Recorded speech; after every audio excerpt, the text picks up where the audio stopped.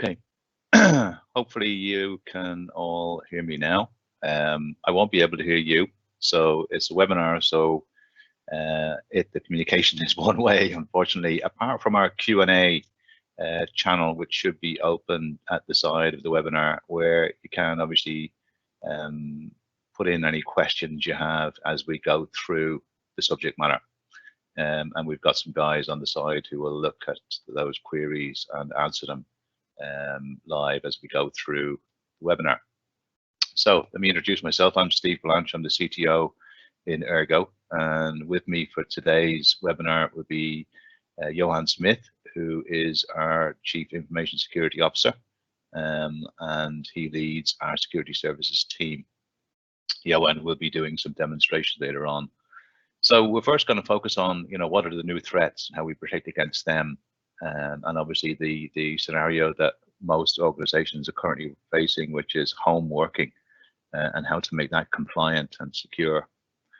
And then we're going to look at a framework of how we apply security to an organization. Where do we start? And how do we simplify security architecture to make these things doable and achievable as quickly as possible? How do we do end-to-end security management? Because we have to do that now. We're all on the web and present online. And then look at some services we offer, such as Security Officer as a Service, or CISO as a service. And then we get into those demonstrations. Johan will demonstrate how you do that end-to-end monitoring and management from a security perspective. I'm going to demonstrate some secure practices for our staff and making them aware of how to work in a secure manner from a day-to-day basis. And then just recap on some some key takeaways. And at the end, we've got a quiz around some security concepts, which we want you to all take part in, and whoever wins that will get a free security audit worth €3,600. And I'll show you a bit more about that when we get later on into the webinar. So let's kick off. That's that agenda that I probably should have showed you during the webinar. But just to see, just to position how important this is right now. I mean, I probably don't have to tell you, but just to reiterate on some of those numbers. You can see here, this is a survey recently taken on people spending more time with their devices. And it's pretty obvious, obviously smartphones, mobiles and so on, but laptop computers, desktop computers, tablets and so on. People spending a lot more time, obviously, in front of their devices now because they have to, in order to get work done. And that clearly won't just cease when COVID-19 is no longer a threat.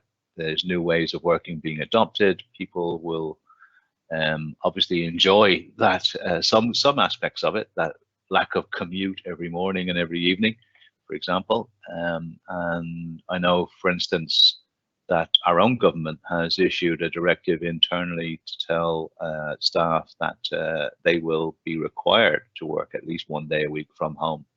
In order to help them ramp up to the point where they're not subject to having to have a failover type business continuity mechanism kick in for people transitioning from the office to home, that it just becomes part of their natural way of working.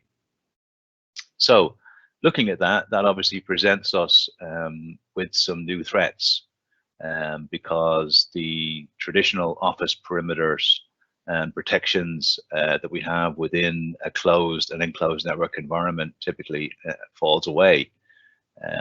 And when that gets removed, obviously threats and we're working from home, then threats are more prevalent and risks are more prevalent because we're subject typically to the open public internet in order to access our work environments. So how do we address those new threats?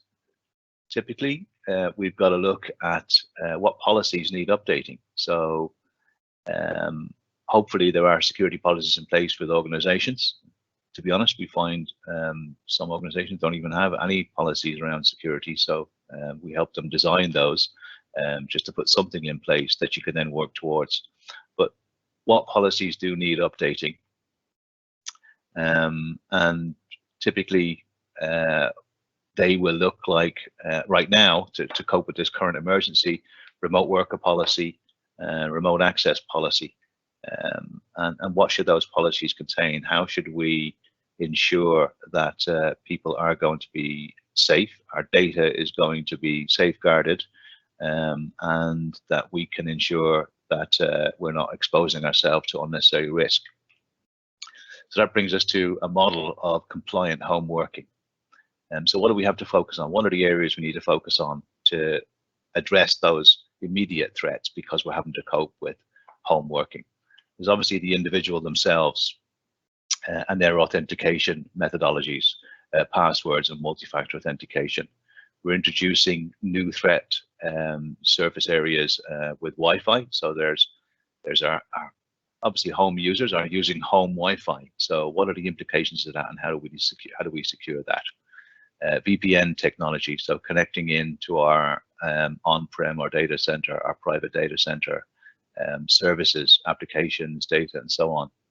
What are the best practices around that? How do we secure that? Smart devices, obviously there's all kinds of devices, and we can impose policies like conditional access, which dictate what kind of devices and how up to date and how patched those devices are before we can allow people to connect into our infrastructure, our applications, and our data.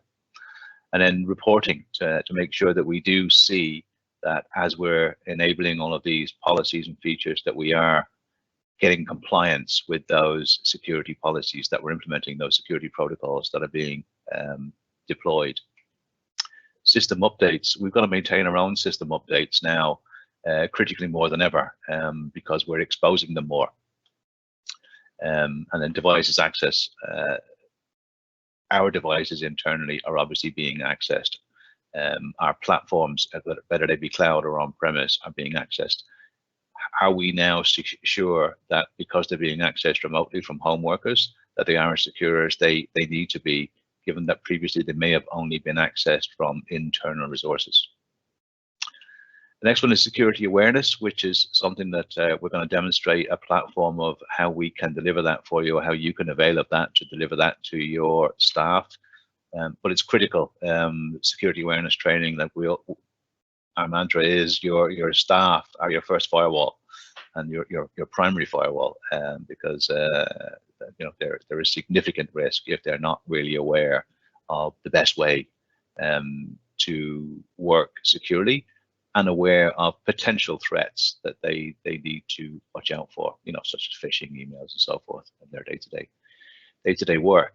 And then lastly, zero trust is a concept that we recommend we implement with customers. Zero trust essentially means that we view everything as it will be hacked or it's already been hacked. You know, so if a device is connecting into our person's connecting into your environment, presume the device is going to be hacked or compromised. So is it up to date? Is it on the latest version? Is it a recognized device? Is it a certified device? And is it a managed device? And then the applications themselves, are they up to date? Are they certified? Has the individual using the device logged in? Have they complied with multi-factor authentication? And so on and so on and so on. So treat everything as it is has zero trust until it qualifies itself into being a trusted individual or device.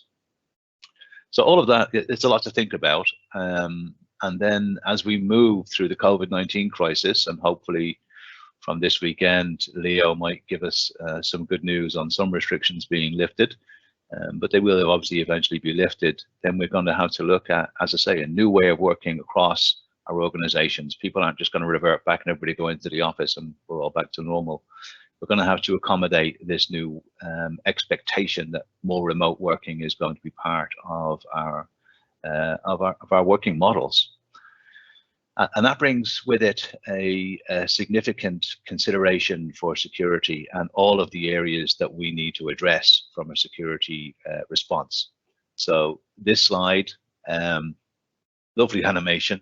Whoever took the time to do all of that animation, fair play to them.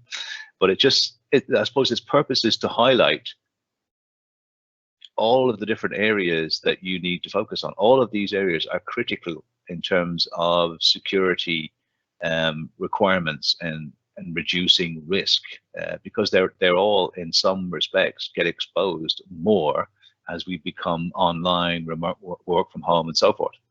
So how do you tackle all of that? It's complex, it's overwhelming, and this is only focused on a Microsoft stack. There's obviously a lot more vendors you need to consider outside of this, because you're probably not 100% Microsoft, probably significantly Microsoft in software and assets within your stack.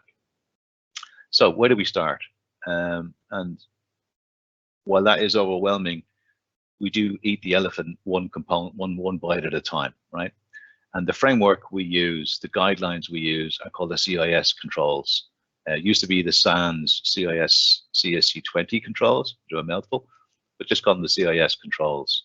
And they're broken down into three primary areas. So basic, foundational, and organizational. So if you look at basic, for example, inventory and control of hardware assets, software assets, continuous vulnerability management, admin privileges, and so forth. These are basic levels. You have to have these right, you know what I mean, before you can realistically start focusing on higher level areas. Because then you move on to foundational, that mid-tier, and then you're going to be looking at email and web browser protection, malware defenses, and so on, right up until you get into organizational level focus for security protocols. And that's implementing the security awareness and training, application software security, incident response and management, how that's prioritized and managed within an organization if a security incident does occur. So the framework breaks down these areas for us to enable us to help prioritize where we need to focus in that overwhelming, complex challenge that is securing our companies, our businesses. This is an extract from each of those controls. Those 20 controls breaks down into a subset of controls that focuses on specific areas.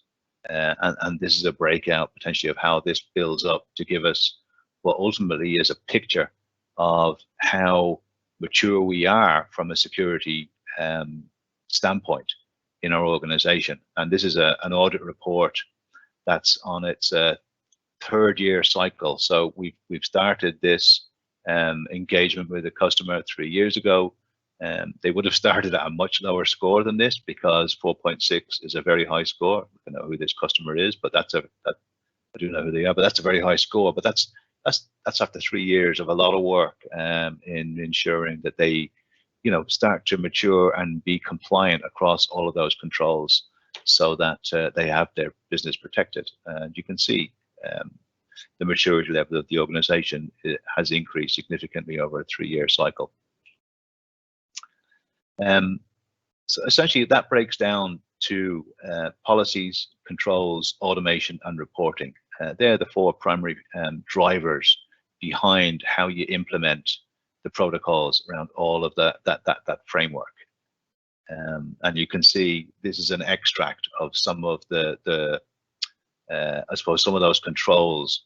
You can see the comments there around things like deploying security information and event management for log analytics tools and log correlation analysis, just down the bottom there. So a CM tool is a typical platform to implement in order to get an understanding of where you are on a day-to-day basis live. Do we have a threat on our firewalls? Are people clicking on phishing emails?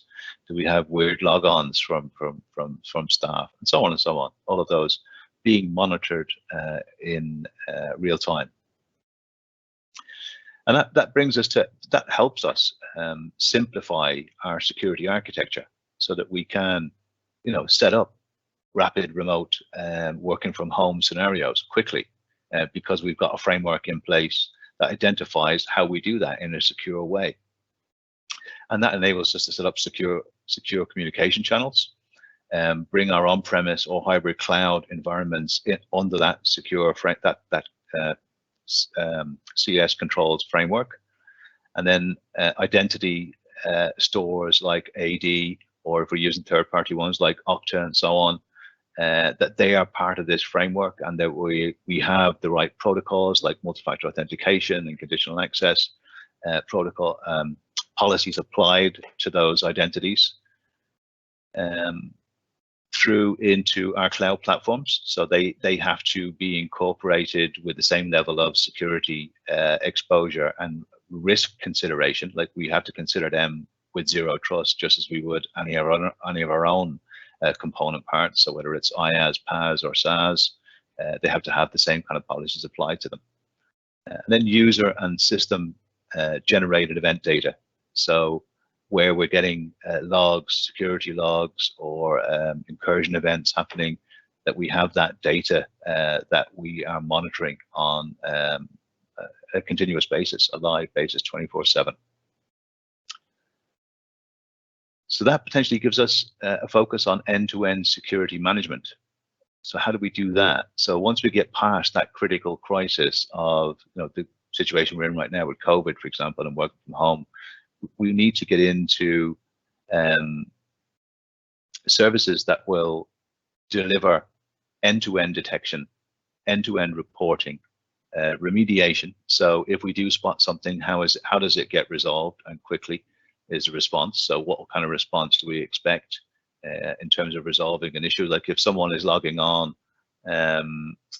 and there's multiple failed password attempts, that a quick response through our monitoring platform says disable the account. It's obviously been compromised, or someone is trying to compromise it, so to disable it until we can get to the bottom of it and block wherever the source of the attack potentially is coming from. And these sorry, that's my home phone going off. Proves it's a live webinar. Yeah, so our management then of that whole platform basically needs to bubble up into our exec management team. So we have to be able to display for our business and whatever, maybe we have regulatory compliance obligations that we need to meet, that we are delivering detection, reporting, remediation, and timely responses on security threats that exist within the environment. So one of the ways we help with that is we provide Chief Information Security Officer or Security Officer as a service.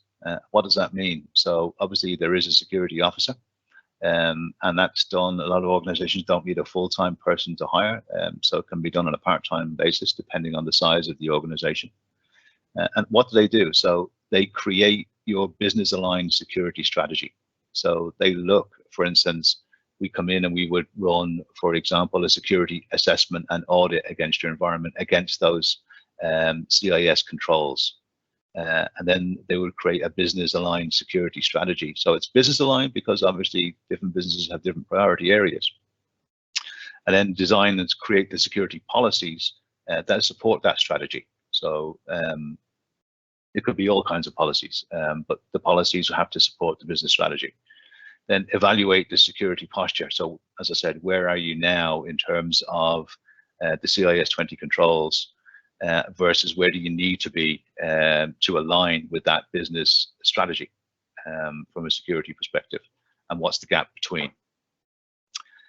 So we have to evaluate that posture and decide on what the gap is, and then assign priorities to the individual areas that need to be addressed in order to meet to address the compliance with the CAS controls.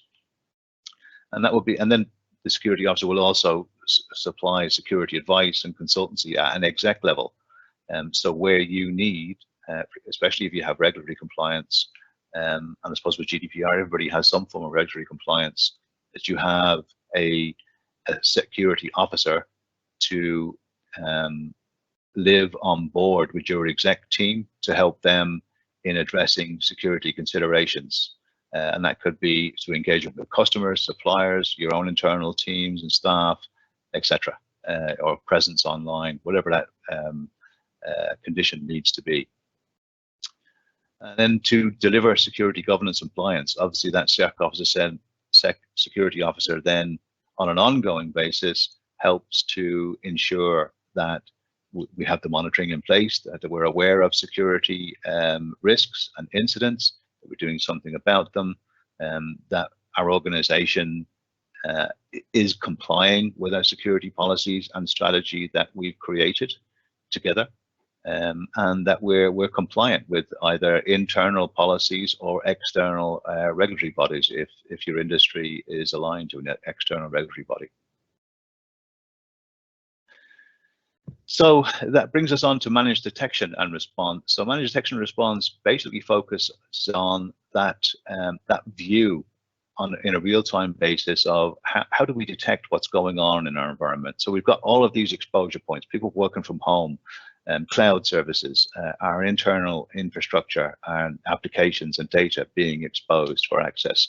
How do we monitor all of that on a 24/7, 365 basis? And essentially you do it through a CM, which is a security incident and event monitoring management platform. And that then is monitored and managed within a security operations center or network operations center. And they will be looking at, which we provide, and lots of other service providers provide these services. We provide these services, which we look at your on-premise and your infrastructure services and your cloud services on that 24/7 basis to make sure that we get a consolidated view end to end to see what's happening in real time in terms of security. As I said, things like, are people clicking on phishing mail? Are we having unusual behavior around the way people are logging on, or from where or at what time? Are there threats hitting our firewall? Are people trying to gain remote access through our authorized channels and so forth? So all of that monitored in real time and responded to within real time. So just to give you an idea better, I suppose, rather than me talking about it, Johan's going to just walk through a demonstration of our platform around and how we do managed detection and response. And you can think of it as not so much a sales pitch of course it is to a degree of our MDR services, but even if you're not doing it with us, this is something we'd highly recommend that pretty much every organization does to some degree, whether that's through a federated service with another organization or not. But it's critical to get an understanding of what's actually happening from a security threat perspective in your organization, your business on a day-to-day basis. So, Johan, over to you to walk through a demonstration of that. Thank you, Steve. Welcome, everybody. Good to be with you today. It's not the brightest weather, so we're going to see me sort of more heavily dressed than normal. The MDR process, then, as Steve unfolded it for us, we see a lot of organizations still not adopting or augmenting their support structure with a managed detection and response service. It's still around 7% according to Gartner research. MDR process that we follow in terms of managed detection and response is that management piece is where we come in and monitor and facilitate all of your infrastructure, whether on-prem or in the cloud. We look at all your assets, we look at the vulnerability around that. We also look at network intrusion and behavioral security monitoring. The detection piece, looking at incident triage, and then real-time events as they progress through the organization. We then come in and basically wrap our arms around you as an organization and ensure that our detection and response is of the class of service that you would expect from having a fully monitored and managed service.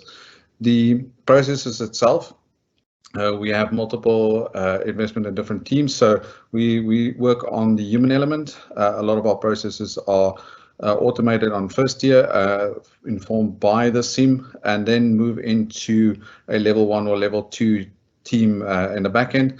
These teams, as soon as they have a specific response that comes in via alert system, have to work through specific scenarios. These scenarios are predefined per organization, so we have them all written up. These are just summary shots of that. So we work through your high priority alerts. Oh, apologies.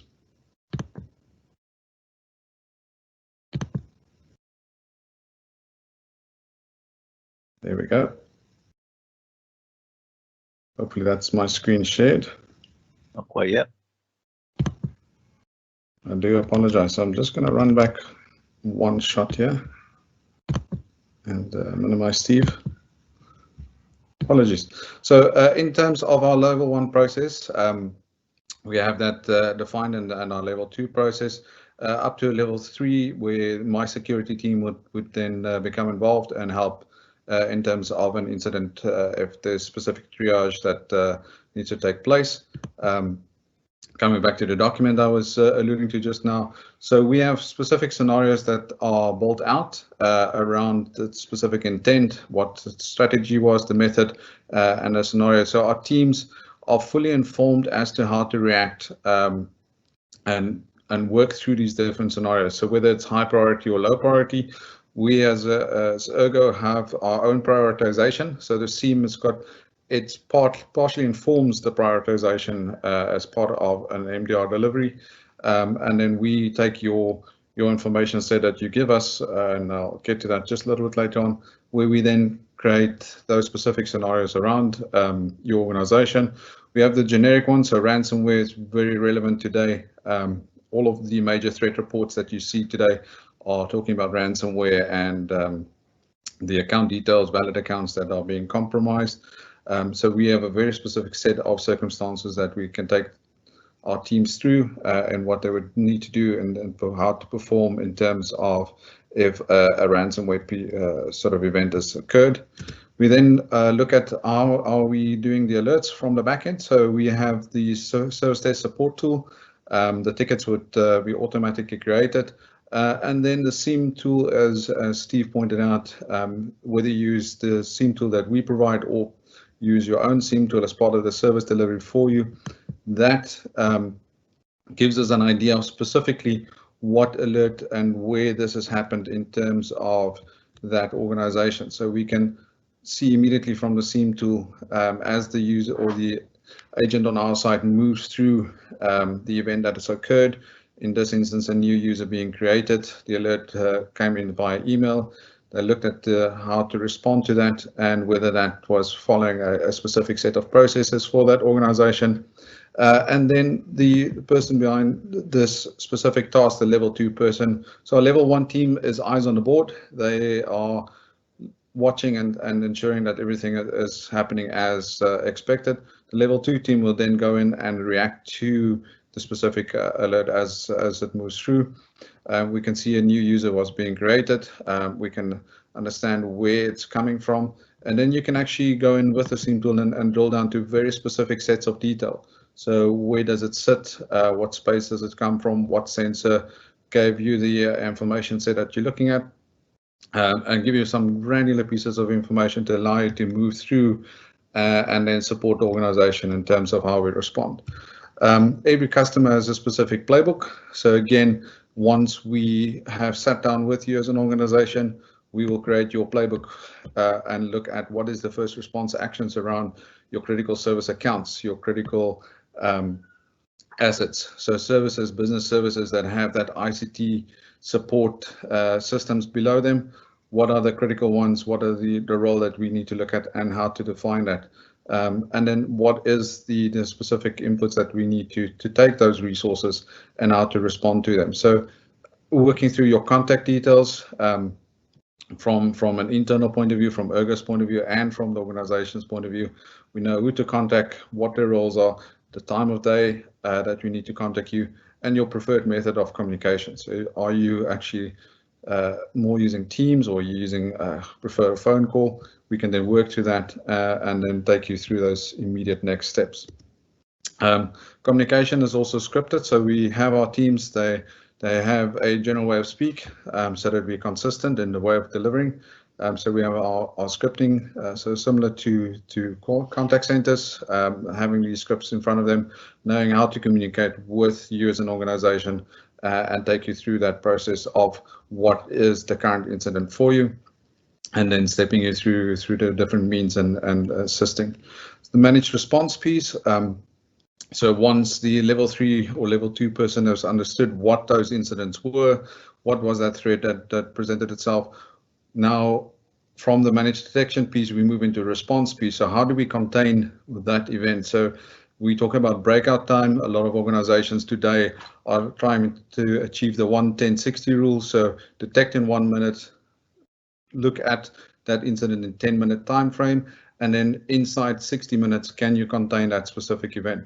So for example, this user that we just saw the previous alert of, we can go straight into your portal as an organization that we support, and then from that we can see that this user was created, when it was created, and by whom. Once you have all the relevant detail, we can use PIM or just-in-time access. I've already activated my PIM access to allow me to modify this user for this demo. So one thing that we can either do as a remediation piece, you can have that person revoke his MFA sessions. We can go a step further if need to, and reset the password. And then the most severe piece is if this user was not meant to be created, we can perform a full delete of that user. So depending on your response actions, we can go straight ahead and perform those, and then with your communication and the way and setup for this response piece, we can then manipulate your account or the specific account that was in question inside your tenancy. We work across multiple stacks, so whether this was on-prem via a secure host connection or in the cloud, if we have access, we can then perform these pieces and actions for you. So it's very important that the response piece, the containment piece are also highly scripted. The agent would work alongside the first response action list or how to step through those different tasks, and then provide the best response in terms of for you as an organization, and allowing you to move through that in terms of giving you the assurity that we've detected the incident event, the alarm that's come through. It's had multiple layers of eyes on it, so there's a confirmation piece, peer checks as well. So if a person-to-person check needs to happen on our side, we do that. And then if my team needs to become involved as a security overlay, we can also then look at the specific set of information and inform, and then allow us to react to your specific incident or event in the managed response piece. The next set of just want to move through the next piece. So security awareness training is the follow-up piece to MDR. The one thing that we're very passionate about as information security persons are the fact of that the regular cadence and training that needs to happen inside organizations. It is very relevant today for compliance, allowing your employees to understand that they are your first person firewall. We look at the physical security piece around security awareness training, use of strong passwords, removable media, file sharing, all of those industry threats that's possibly coming into your organization, and how to look at that. So the screen in front of you, the partnership that we have with InfoSec Institute allows us to help and guide you through the process of security awareness training. The reason we've picked them specifically as one of our partners and tools, we as security officers also work with your tools that are currently in place and take you through that process. The nice thing about the InfoSec Institute, for example, is that they work along the NIST guidelines, and as a security officer and guidance piece, we help you with your security awareness training and take you through the timescale across a 12 or 14-month period to allow you to have regular cadence and frequency in terms of your delivery of your security awareness training, to allow you to move to that nice green state where your behavioral list of how your employees respond to the training is then trended over across and real time over this period. We also assist with the phishing campaigns. We're always very specific around the phishing campaigns and how that's being performed. I believe it's in the marketing world, if you keep on marketing a product, you will have that high response rate of people investing into your product. It's the same with the phishing. If you keep up the phishing attempts against the organization and keep up the training pieces, you can see with high amounts of cadence of phishing and alerting into the organization and keeping your staff on their toes, you have that click rate coming down. As soon as you relax your training, the click rate actually goes up. And then you enforce that again and drive that click rate down. So it's very important that you keep on with the frequency and cadence across a 6, 12, or 18-month period in terms of your security awareness training. We also encourage you to work with the HR team and your compliance and legal team. So it's an organizational investment and having a sponsorship from the board level. The other pieces of information that this specific tooling also allows you to do is hook into your Active Directory straight away. So with the Active Directory sync, we can pull in your users either from on-prem or Azure, or even import from CSV. Again, it's very relevant that your users that's on or using this application or tooling, you have immediate access to what it is that they do. So when we look at grading, we can see where that user is in their life cycle of training, where the organization falls. And obviously, as you move through, you want to have that move up to as close to an A+ as possible. But it does come with time and effort. So we would then take you through that. You can review specific candidates as well. So if you want to see where a candidate is at the moment, you have that full view of what it is that they've been training on.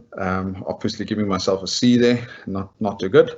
I should definitely get my training up to scratch. And then so all of this also integrates, if you have a learning and management system from your HR team using the SCORM protocol, this sets of information from this tooling can go directly into your learning and management system platform.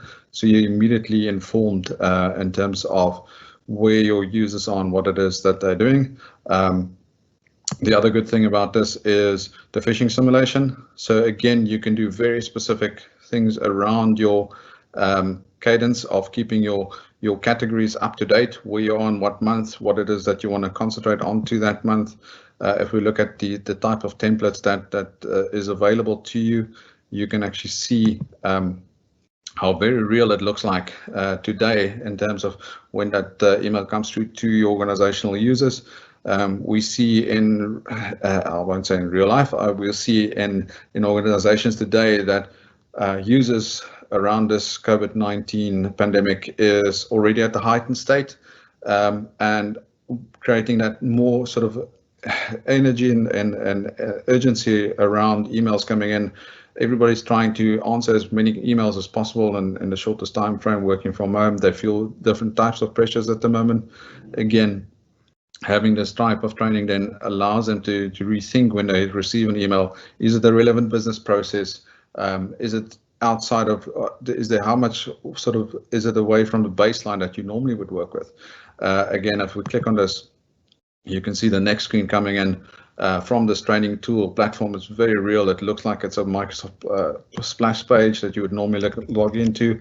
As soon as you go through and enter your credentials, you have this nice screen that pops up and gives you the sort of noisy response to say you have been phished, and then have a nice little animation to show you what it is that is possible in terms of how these threat actors are trying to get as close to as possible in terms of gaining and gathering that valid account details.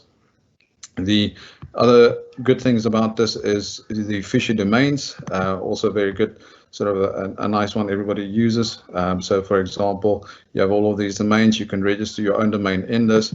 What it allows you to do is, if you have your company name, you can add it as a subdomain to these domains. So again, makes it look really close to what it is that looks like it's part of your organization. So if somebody sees a organization.365-office.net, they assume it is legitimate. And again, you're trying to get the organizational users to understand what is that difference between the phishing attempts that happens. The awareness piece, again, we have different types of resources there. You can do assessments. The program resources are around specific topics. You can use some of these as printed material, so you can find a piece of material that is relevant to your organization and immediately have access to allow you to either write up a specific HTML, present that onto your CMS or place that onto your CMS or your own company. And the same for if you want to actually use a hard printed copy of a specific piece of information. Again, if you're putting up posters inside your office space or as a handout on the desk, it gives you all of these features that you don't have to go and invest a whole lot of time and try to recreate and allow you to build resources. The resources are already available to you. So the time and effort spent using the security awareness training that's available to you today versus a couple of years ago is so well defined at the moment that we can help you and assist you and guide you in terms of how you would walk through the different types of training tools that you have. And then you can choose the reporting piece as well. So if you want to drive a specific report, you can see what that person is doing. You can have either automated reports or you can look at a cadence report for that specific person. Again, everything is real time. So as your users engage, you get feedback in real time and you can see where they are. It allows you to make adjustments quite quickly. So if you find yourself that a specific topic is not where you want to be in terms of your cadence and frequency at the moment, or there's a pandemic that we've just seen happening to worldwide to all organizations, you can immediately change that and augment that. I'm going to drop out from this and hand back to Steve and the team. Thank you for your attention and your time. Okay, thanks, Johan.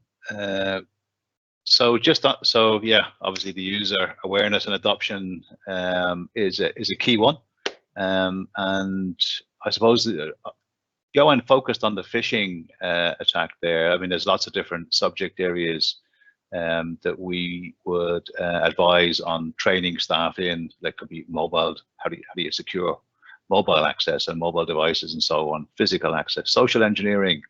People ringing you and saying, "Oh yeah, sorry, IT here. We need your password because there's a problem with your account." Great social engineering. We have some fun with social engineering, testing, pen testing, and so on with customers. But again, it's just raising awareness with people in general, just to be more conscious about security protocols and the need for it. Phishing is definitely a primary one. You know, as I say, we've demonstrated what we use. By all means, you know, if you have something else, do it. Engage with phishing testing and so forth, and awareness for the staff. Like that platform there will keep a track of how well people are informed and up to date, and that they are actually trained. And it will demonstrate to your staff that people are trained, and that will help with your insurance and so on, cyber insurance and compliant and regulatory organizations, to show that you are making sure people understand the risks in the modern environment. But anyway, not to harp on too much. Thanks for that demonstration, Johan. So what do we do? Well, you know, what do we do right now? So 6 actions you could take away right now is: 1, understand the risks. So we can help with that. We're doing assessments, and I'll show you some output of that. And then mitigate those immediate threats. So what's the low-hanging threats that you need to address right now? And for sure there are some. Obviously we're in this COVID situation, but all this remote working going on. We need to mitigate whatever those immediate threats are. Assess the business's security posture. So how mature are you across policies, perimeter security, remote access, data protection, applications, patching, devices, mobility, and so on and so on and so on. Where are you in terms of your security maturity around each of those areas? And again, that's back to that framework, the CAS controls, and helping you to understand where you are. And that's why we would apply the framework, to help you prioritize, aligned with your business, as to which areas to focus on first, and then make a plan to be as compliant along all of those controls as you possibly can be. And then monitor, so monitor. Be aware of what's happening. What are your users doing on a daily basis? What threats are being targeted at your organization? How are people engaging with on-prem, online, SaaS, PaaS, infrastructure services, and are they secure? And is that being watched on a day-to-day basis somehow, either through a provider like us with a SOC and NOC, or through some automation and automated monitoring in the background? And then obviously educate, so make people aware of those threats. Show them things like, penetration phishing tests and so forth to demonstrate how easy it is to be caught. Like we're an IT organization and we run this testing ourselves. I can tell you, we catch people within our organization who look at it and go, oh yeah, God, yeah, I need to check what that is. And they clicked on, thankfully, a simulated phishing attack orchestrated by us. But it does bring their attention up, because then you publish those names. Say, here's the people that fell for the phishing attack. Please refer to the training, skill up, and so on. But going back, so they're all critical steps, obviously. I just want to give you an idea of when we do an assessment against that framework. Typically, the output of an assessment would look something like this. So here's an organization where we've ran the assessment and the company gets a score, right? So how mature are they along the CIS 20 controls in terms of security posture? And you can see a 1.6 is the overall company score, which obviously some work needs to be done here with this organization. But you can see the breakdown with the different areas numbered there, 1 to 6 on the left and 7 down to 16. So it hasn't got them all on that page.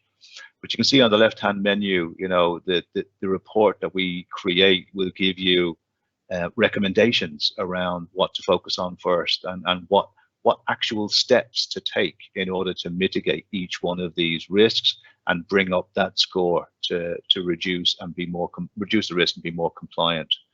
And the security officer then potentially sets out a roadmap with you, policies that lead into a security strategy and roadmap that develops your security posture over time and increases this stance over time. So, takeaway: how we protect your organization against new security threats. How do we do that as Ergo? So we provide you with services like Chief Information Security Officer as a service. We provide managed detection and response, so that real-time monitoring that Johan walked through the demonstration, and then security awareness training. So we provide some of that, but there are lots of providers out there do that. It's a key one. People are probably your biggest risk, because they're the ones who are, I suppose, accessing your data, your applications, your environments, and if they do that on poor devices with poor authentication and sloppiness around passwords and security, just security ignorance, then they're exposing your organization. But that gives you then the ability to wrap around from a security perspective your security policies and protocols right throughout your organization to home working and so on. We've probably gone on a bit longer than we might have imagined, so apologies for that. But I do want to say that we do have a free security audit on offer, and what we need you to do is fill out the feedback form, and there should be a link to it in the Q&A feature on the webinar. This will also be shared in a follow-up email that we'll send out to all attendees. So the deadline to submit the feedback form is 12 o'clock tomorrow, so noon tomorrow. And then our team will review and announce the winner, I think at 2 p.m. tomorrow. Just one more thing before I do go, I just noticed some good news there. A group of hackers called Shade Ransomware have issued an apology, and they've published all their decryption keys online in GitHub. So people that have fallen foul of Shade Ransomware group can use those decryption keys to decode where they have potentially been encrypted. Now, to be honest, a lot of people have overwritten, if they do have gotten ransomware and they have good backup systems in place and so on, have probably long deleted whatever got encrypted. But I suppose it was just an item in the news I thought might be relevant. It's particularly Trolldash or encoder.i58 were the file extensions that these guys use. So if you know anybody, I think there was something like 750,000 decryptor keys for this malware have been published in GitHub, and they've issued a public apology for their criminal actions. So unusual, but welcome all the same. So look, thank you everybody for attending the webinar. As I say, please do fill out the feedback form to enter as well to get a security audit. As I say, it's worth €3,600. It involves us coming in, running assessments, and getting you back a good picture of where you are against those CAS controls, so that we can then implement, give you recommendations on how you get that score up and get more compliant and be more secure in your organization. Yeah, so from Johan and me, it's good night.